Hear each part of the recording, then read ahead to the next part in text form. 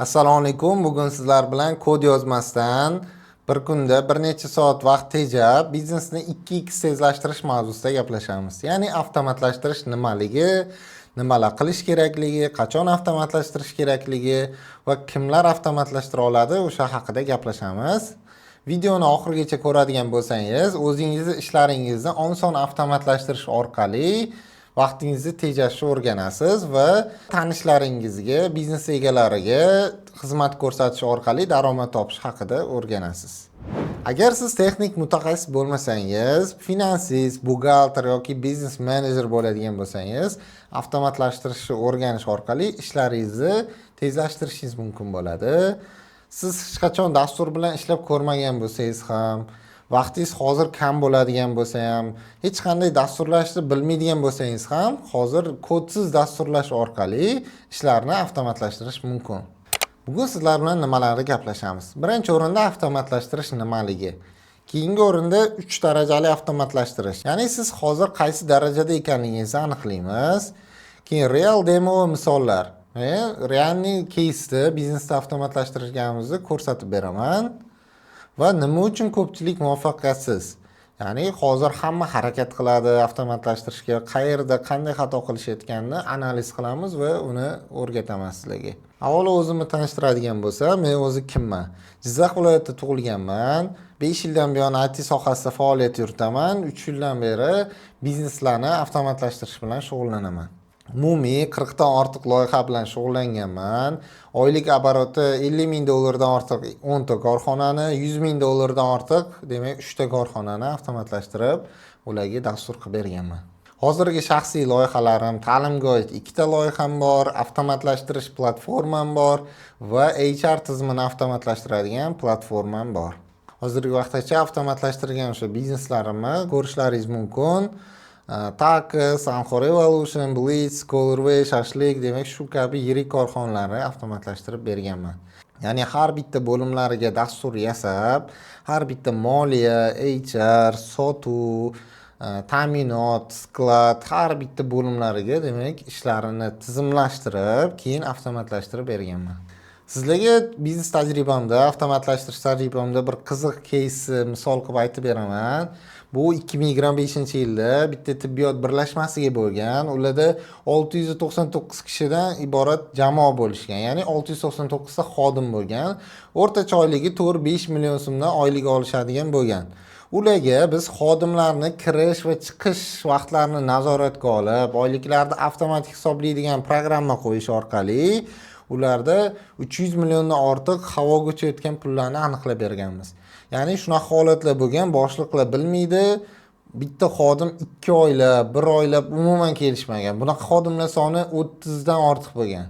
Ya'ni o'sha ularda oldin daftarda keldi, ketdi, shunaqa tabel ko'rinishida bo'ladigan bo'lsa, biz Face ID apparati va dasturni o'rnatish orqali ularga kelmayotgan xodimlarni yoki ishga kelsa ham necha soatlab kech va necha soat erta ketadigan xodimlarni aniqlash orqali, demak shunday yirik summadagi pullarni aniqlab berganmiz.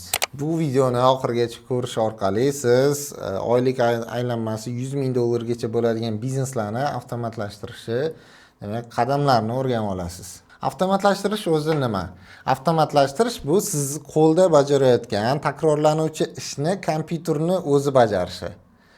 Siz demak har kunda bajaradigan ishlaringiz bor, uni botga topshirib qo'yasiz. Ya'ni kompyuterga topshirib qo'yasiz. U o'sha vaqtda, siz xohlagan vaqtda, siz qanday xohlagan ko'rinishda, demak, otchotlarni, o'sha ishlarni avtomatik hisoblab, avtomatik sizga otchot beradi. Avtomatlashtirish o'zi nima uchun kerak? Avtomatlashtirish 3-4 soat o'tirib hisobot yig'maslik uchun kerak. Ya'ni siz buxgalter yo qanday sohada ishlasangiz ham o'zingizni ishingiz bo'yicha boshliqlarga otchot tayyorlab berasiz. Oyda bir marta turib, bugungi oyli, ya'ni ushbu oyda nima ishlar qilganingiz, nimalarni plan qildingiz, nimalarni bajardingiz, nimalarga rejaga yetmadi, hammasini demak o'tirib hisob-kitob qilib otchot tayyorlashga vaqtingiz ketadi. Bu o'rtacha 3-4 soat vaqtni oladi. Bir oyda 3-4 soat vaqt. Endi biz buni avtomatlashtirish orqali 5 daqiqagacha tushirishimiz mumkin bo'ladi. Agar savdo sohasida ishlaydigan bo'lsangiz, bitta mijoz o'rtacha o'sha savoliga 15-20 daqiqa vaqt sarflashingiz mumkin. Qanday deysizmi? Deylik, mijoz so'radi. Shu mahsulotdan shu bormi yoki qancha qoldi, narxi qancha degan savollarni berishdi. Agar siz ham avtomatlashtirilgan, biznes avtomatlashtirilmagan bo'lsa, agar qanday jarayon bo'ladi? Call centerga chiqadi, operator demak omborchiga chiqadi, omborchi demak sanashga to'g'ri keladi yoki omborxonani tekshirishga to'g'ri keladi. Keyin u ma'lumotni olib operatorga aytadi, yana operator javob beradi telefon qilib. O'rtacha bu bitta jarayon 15-20 minut vaqtni olishi mumkin. Agar avtomatlashtiradigan bo'lsak, bittagina mijoz savoliga avtomatik bot o'zi bazadan ma'lumotni olib javob berishi mumkin bo'ladi. Ko'p tashkilotlarda yuzaga keladigan xodimlardan ishlar hisobini so'rab yurmaslik va yig'maslik mumkin. Ya'ni biz qo'yib berganmiz restoran sohasida 5 ta filialga ega restoranda har bitta xodimiga, menejerlariga demak otчетlarni topshirish oldin qog'ozda yoki elektron ko'rinishda bo'lsa ham Word, Excel topshirishgan bo'lsa, biz programma no-kod dastur qilib berishimiz orqali menejerlar telefondan boshqarib, demak otчетlarni shakllantirishgan. Programma o'zi har kunlik va har oylik otчетlarni demak chiqarib beradi. Hop, avtomatlashtirishda qanday texnologiyalar bor? Avtomatlashtirishda hozir Google Sheet, AppSheet, sun'iy intellektlar va Google App Script bo'ladi. Bu sizdan dasturlash bilimlarini talab qilmaydigan texnologiyalar hisoblanadi. Mana shu dasturlar orqali, shu texnologiyalar orqali siz kodni dasturlashni o'rganmasdan turib, ishlaringizni qulay avtomatlashtirishingiz mumkin bo'ladi. Ya'ni Google Sheet, AppSheet bu Google tomonidan qo'llab-quvvatlanadigan dasturlar hisoblanadi. Ularning o'z o'rni bor, o'z vazifalari bor. Bular orqali kompyuter dasturlarini yoki planshet yoki telefonga dasturlarni yasashingiz mumkin hisoblanadi. Sun'iy intellektlar va Google App Scriptni biz bularga integratsiya qilish orqali dasturimizga ko'proq imkoniyatlar beramiz. Ko'proq demak o'sha funksiyalarni kengaytirish imkoniyati mavjud bo'ladi. Boshqa platformalar bilan integratsiya qilish imkoniyatini demak beradi. Sun'iy intellektlarni biz foydalanishimiz orqali o'sha hisobotlarni o'zimiz qiladigan, mana shu biz kod yozmasdan dastur yasasak ham o'zimiz qiladigan ishlarni ham sun'iy intellekt orqali tezlashtirishimiz mumkin bo'ladi. Biz prompt engineering haqida ham demak ma'lumotlarni o'rganamiz. Siz hozir o'zi qaysi darajadasiz? 3 ta daraja bor bizda. Birinchisi qo'lda ishlash, ikkinchisi yarim avtomat, uchinchisi to'liq avtomat. Qo'lda ishlash darajasi qanaqa? Qo'lda ishlash bu 100% qo'lda ruchnoy hisob-kitoblar yoki o'sha yozuvlar bo'ladi. Siz hattoki Excel'da ham ishlatmaysiz, umuman kompyuterda ishlatmaysiz. Siz demak mijozlaringizni ham daftarga yozasiz, qanaqadir zakaz va buyurtma bo'lsa ham daftarga yozasiz, nimadir sotgan bo'lsangiz ham daftarga yozasiz va hisob-kitoblar kalkulyatorda hisoblasangiz agar xodimlaringiz nazoratini daftarda nechida keldi, nechida ketdi, o'shalarni yuritadigan bo'lsangiz va boshqa biznesdagi jarayonlarni, masalan, zakupchi, ta'minotchi bozorga yuboruvchini ham agar qog'ozda ro'yxat qilib bersangiz agar, o'sha bozorchi kimdan qanchaga nima mahsulot olganini ham qog'ozda agar olib kelib beradigan bo'lsa, bu to'liq qo'lda ishlash darajasi hisoblanadi. Ikkinchi daraja yarim avtomat hisoblanadi. Ya'ni siz ishlaringizni ham kompyuterda qilasiz, ham qo'lda qilasiz. Yuqorida aytgan qo'lda qiladigan ishlarning ba'zilarini demak kompyuterga o'tkazgansiz. Excel jadval tuzib olgansiz o'zingiz uchun. O'sha Excelda demak ma'lumotlarni shakllantirasiz, hisob-kitoblarni Excelda qilishingiz mumkin, lekin xodimlaringiz o'rtasidagi ma'lumot almashish, mijozlaringiz bilan o'rtasidagi ma'lumot almashlar hammasi qo'lda bo'ladi. Ya'ni qog'oz ko'rinishida, qanaqadir aksverka yo hisob faktura bo'ladigan bo'lsa, hammasi qog'ozda bo'ladigan bo'lsa, agar bu yarim avtomat hisoblanadi. Chunki siz to'liq avtomatlashtirilgan bo'lmaysiz, o'zingizni ba'zi hisob-kitoblaringiz avtomatlashtirilgan, Excel o'zi chiqarib beradi, ba'zilari esa hali ham qo'lda amalga oshiriladi. Uchinchi daraja qanaqa? Uchinchi daraja bu to'liq avtomatlashtirish. U qanday bo'ladi? Biznesingizni tasavvur qiling, har bitta jarayoni to'liq avtomatlashtirilgan, ya'ni to'liq dastur ishlaydi, siz ishlamaysiz. Ya'ni qanday bo'ladi? Misol ko'radigan bo'lsak, sotuv do'koni mijozlar hattoki telefon qilib, o'sha operatorga telefon qiladigan bo'lsa ham, operatorlar hech qanaqa qog'ozda yoki o'sha bloknotida yozib olmaydi. Sirazi dasturdan zakaz yasaydi, sirazi demak qoldiqlarni bilib aytib berish mumkin bo'ladi. Undan ham yaxshiroq versiyasi o'zi aslida mijozlar uchun demak kichik internet do'kon berish. Ya'ni skladingizdagi realniy raqamlarni kichik elektron yopiq do'konga berasiz, uni mijozlaringizga berasiz va mijozlaringiz undan zakaz qilishlari mumkin bo'ladi. Agar biznesda korporativ ishlaydigan bo'lsa, klientlar korporativ bo'ladigan bo'lsa, demak yopiq ko'rinishda kichik platforma qilishingiz mumkin. Va mijozlaringiz bilan ishlaydigan, demak, chatbotlar qilishingiz mumkin. Juda ko'p odamlar, masalan, internet do'koningiz bor, bu hamma uchun B2C segmentda siz sotadigan bo'lsangiz, odamlarga o'sha savollar juda ko'p bo'ladi. Instagramdan, Telegramdan, boshqa ijtimoiy tarmoqlardan sizga yozishaveradi. Bu qancha, u qancha. O'shalarning o'rniga chatbot qo'yadigan bo'lsangiz va chatbotda bazaga dostуп berib qo'yadigan bo'lsak, hamma mahsulotimiz haqida ma'lumotni o'rganadi va o'rganib turib narxi, hozir nechta borligi, nechta bron qilinganligi hamma ma'lumotni demak berishi mumkin bo'ladi. Biznesda har qanday sohalarda ko'rishimiz mumkin. Ishlab chiqarish sohasida ham masalan ko'rishimiz mumkin. Ishlab chiqarishda har bitta qadamlari bor. Biz demak ishlab chiqarish, uni upakovka qilish bo'lishi mumkin, uni yetkazib berish mumkin, даже kuryerlarni ham demak nastroyka avtomatlashtirib nastroyka qilishimiz mumkin bo'ladi. Har qanday sohada o'zini funksiyalarini demak kompyuterga topshirish orqali o'zimizni o'sha ishlarimizni vaqtimiz tejab va aniqlikni oshirishimiz mumkin. Kompyuter uncha xato qilmaydi, yo ishlamaydi, yo umuman to'g'ri ishlaydi. Agar ishlamaydigan holatda biz to'g'rilab turadigan bo'lsak, u 100% doim ishlab turadi. Endi avtomatlashtirishga real misollarni ko'rib chiqamiz. Birinchi o'rinda biznesga mind map qurish. Bu nima hisoblanadi? Biznesga mind map qurish degani biznes logikani aniqlab olish. Ko'pchilik mana shu joyda xato qiladi. Avtomatlashtiraman deganda hozir bor jarayonda qanday ish bo'layotgan bo'lsa, 1 2 3 4 qadamni yozib oladi va o'shani avtomatlashtirishga harakat qiladi. Lekin u odam bilmaydi qanday ma'lumotlarni saqlash kerak, yig'ish kerak yoki qanday ma'lumotlarni obrobotka qilish kerak, u haqida ma'lumoti bo'lmagani uchun ertaga to'liq ish qilib bo'lgandan keyin, bu joy qolib ketibdi-ku, bu joy noto'g'ri ishlayapti-ku degan holat bo'lishi mumkin. Keyingi o'rinda mobil ilovani ko'rib chiqamiz. Ya'ni sizlarga o'sha realniy ishlab turgan mobil ilovani qanday o'sha ishlab turganini ko'rsatib beraman, qanday muammolarni yechayotganini ko'rsatib beraman. Keyingi avtomatik hisobot, bu sizlarga har kuni yoki har oyda bir yuborib turadigan avtomatik hisobotlarni ko'rsatib beraman. Demak, biznes mind map qurishni boshlasak, mana bizda bu endi o'zimning shaxsiy o'sha har bitta biznesga men yasab bergan mind maplarim hisoblanadi. Mind map degani biznes logika, qaysi bo'lim nima ishlarni qiladi, nima funksiyalarni qiladi, har bittasi yozib chiqilgan bo'ladi.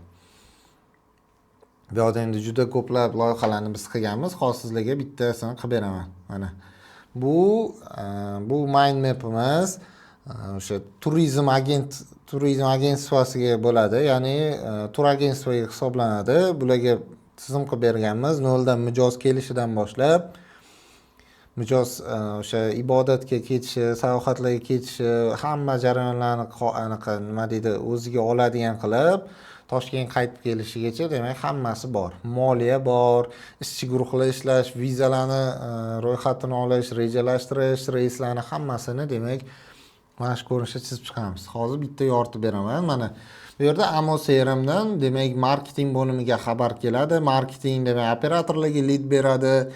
Operatorlar mijoz klientskiy bazaga demak mijozlarni qo'shadi. Ular menejerga o'tadi. Menejer vizachiga beradi. Vizachi demak tur reyslar spiskasi bor. Keyin Sergelida yig'ilishiladi.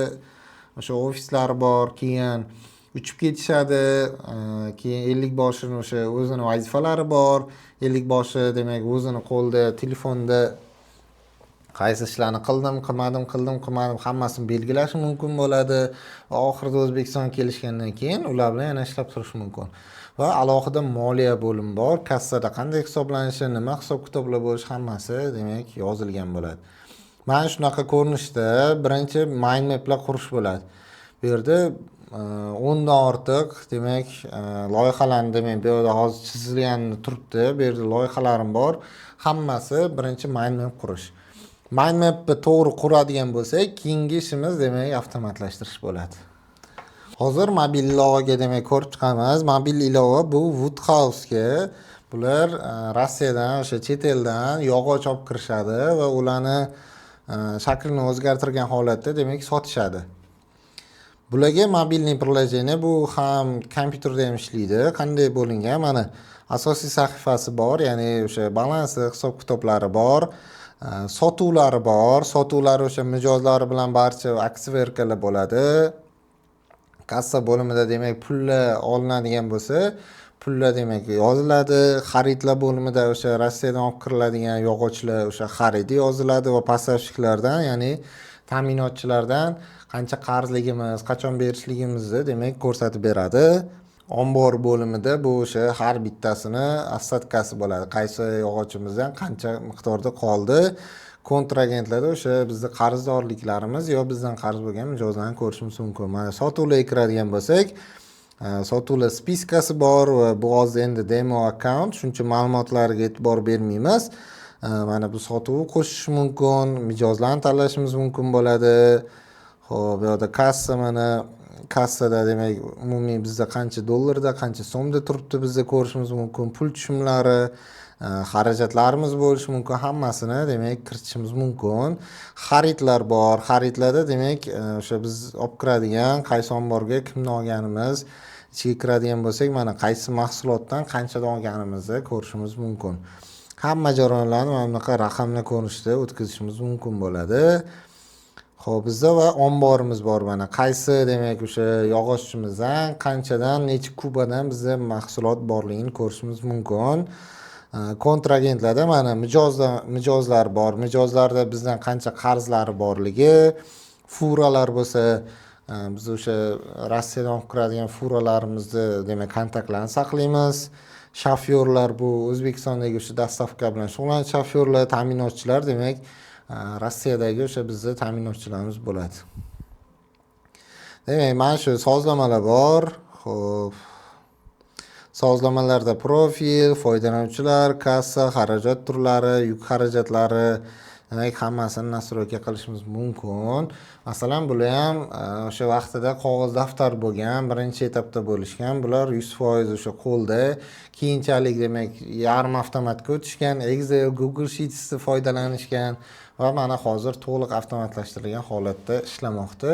Mijozlar uchun ham demak aksiverkalarni hisoblash uchun o'zlarining demak akkauntlari bor, ishlab turadigan onlayn sahifasi ham bor. Bu mobil ilovamizga misol bo'ladi. Avtomatik hisob kitoblarga misollarni ko'rib chiqamiz. Hozir men telefonimda bitta biznesga demak ko'rsatganimizni ko'ramiz. Xo'p, bularda mana har bitta xodimi nechida keldi, nechida ketdi, mana hammasini ko'rsatib turadi. Kechikadigan bo'lsa ham necha minut kechikganigacha ko'rsatadi va har kuni hisobot yuklab turadi. Hisobot ochadigan bo'lsak, mana avtomatik PDF da demak shakllantirib beryapti. Bu har oyda o'sha boshida, ya'ni o'tgan oyda ham отчетini yuborib beradi. Bizda oylik hisobot ham demak kelgan. Oylik hisobotda demak bir oylik to'liq o'sha kunlari, har bitta xodim qancha ishlagani hisobotlari kelgan mana har bitta xodim bo'yicha. Demak, biz hisobotlarimizni ham avtomatlashtirishimiz mumkin. Hech qanday endi biz ortiqcha hisobot tayyorlashga 3-4 soatlar vaqtimizni sarflashimiz kerak bo'lmaydi. Nima uchun ko'pchilik muvaffaqiyatsiz quyidagi xatolarni qilishadi? Ular avval texnologiya, keyin muammo deb o'ylashadi. Ya'ni avval texnologiyani o'rganishim kerak, qanaqa nima bo'lishadi, to'liq o'rganib olishim kerak deyshadi, keyin muammoga yuzaga kelishadi. Chunki qiladigan ishini avtomatlashtirishmoqchi bo'lgan ishini qanday texnologiyalar o'zi kerakligi, qanday qilish mumkinligi haqida tushuncha bo'lmagani uchun birinchi vaqtini sarflab bitta texnologiya o'rganishadi.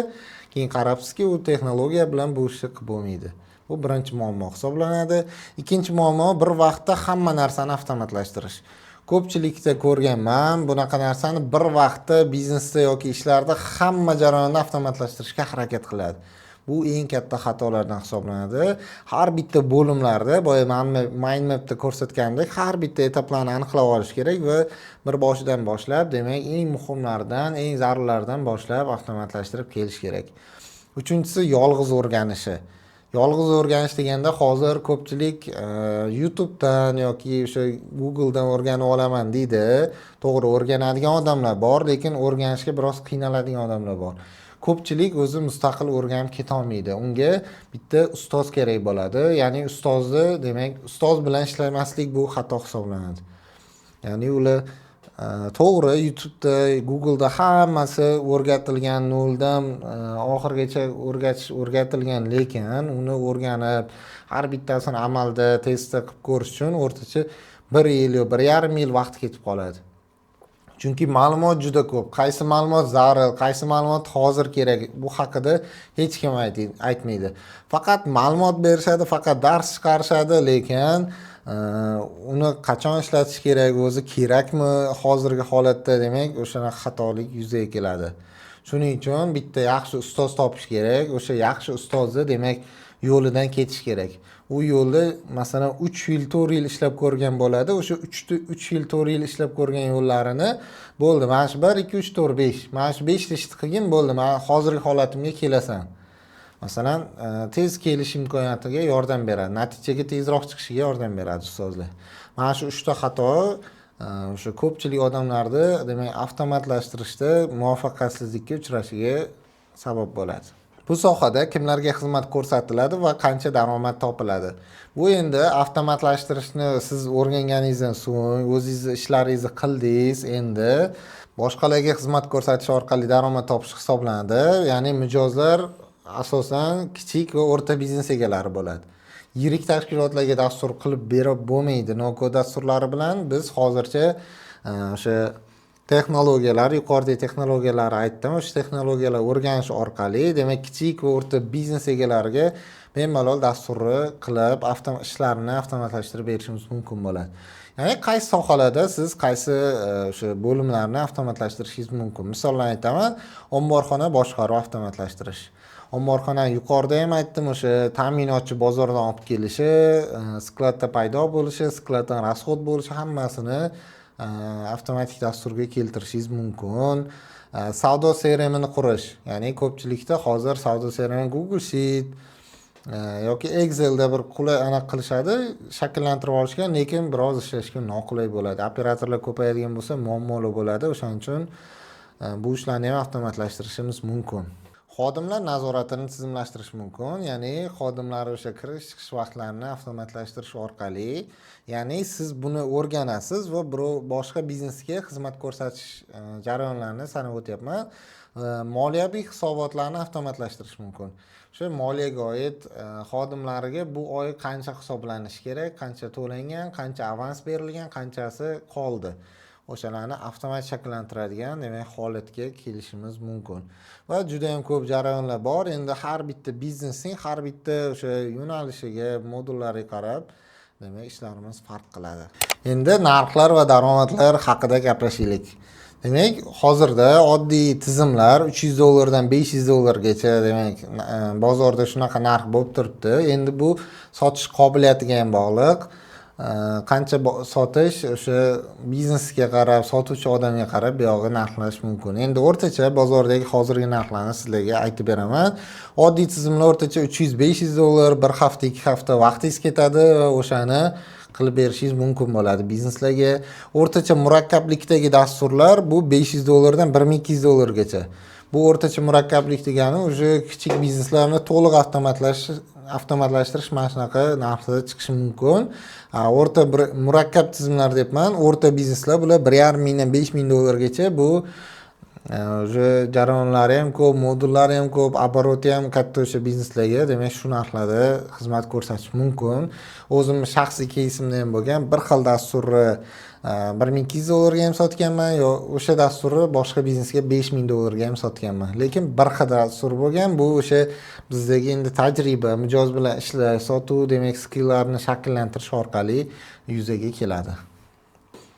Endi hozir sizga daromadga chiqish qadamlarini sanab beraman. Bu birinchi o'rinda albatta o'rganish hisoblanadi.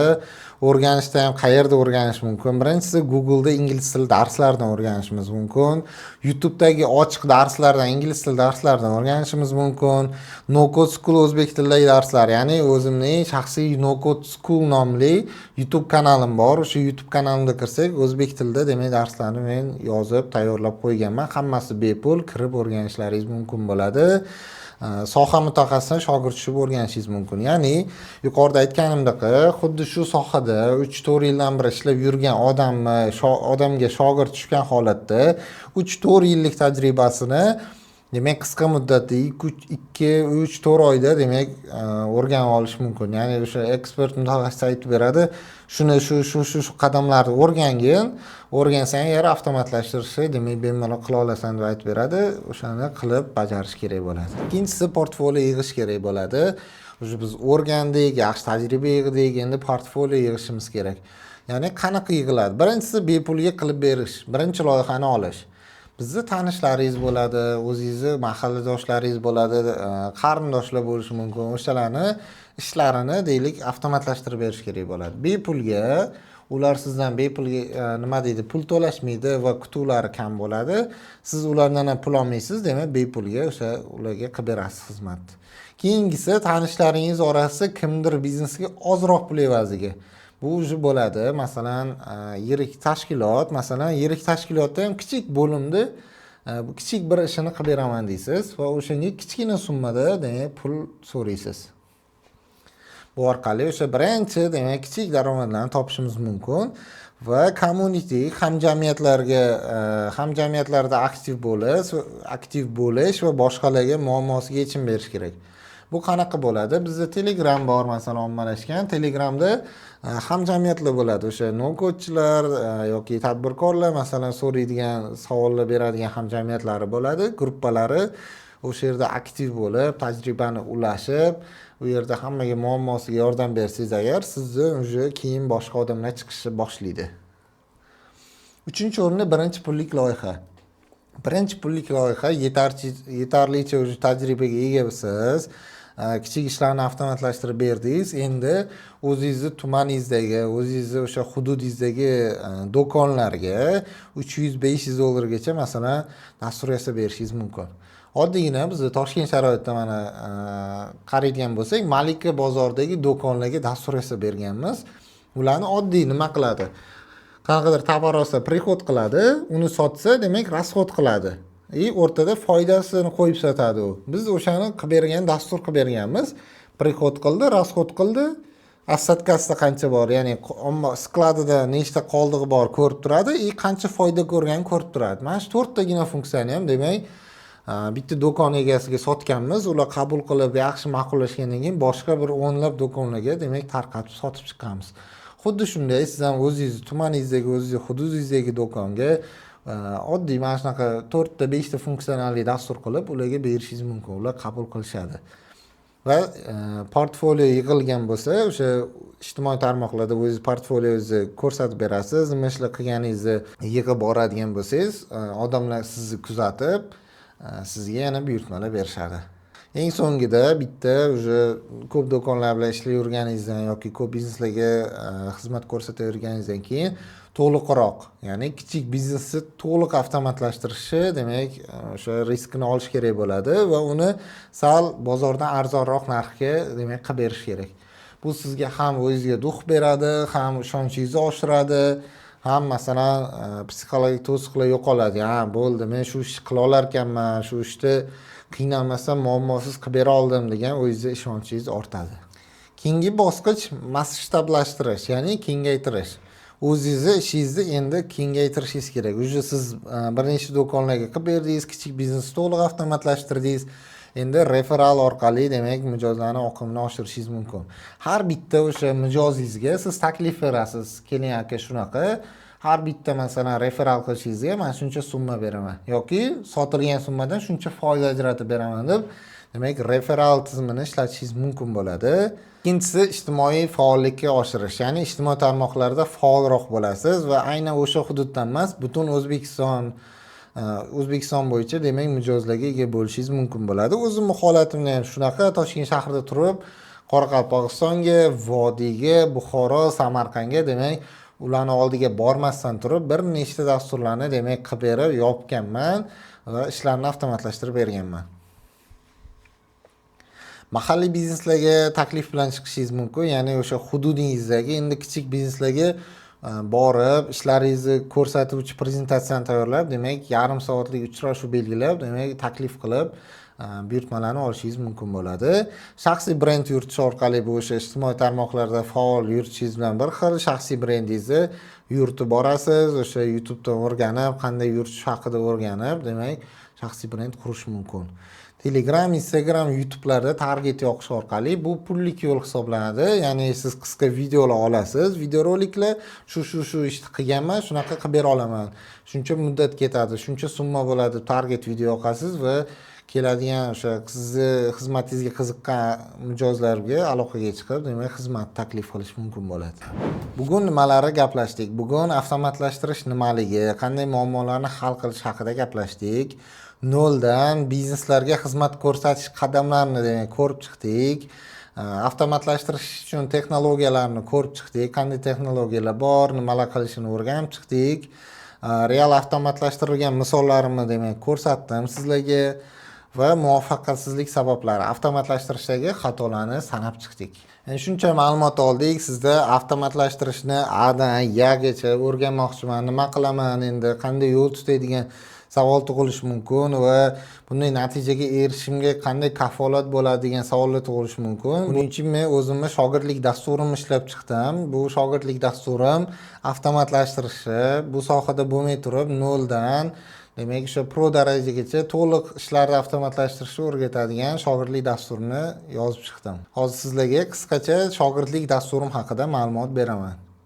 Shogirdlik dasturim 2 oy davom etadi va 16 ta darsdan iborat bo'ladi. 16 ta dars har biri 3-4 soatdan davom etadi. Davomiyligi 3-4 soat bo'ladi.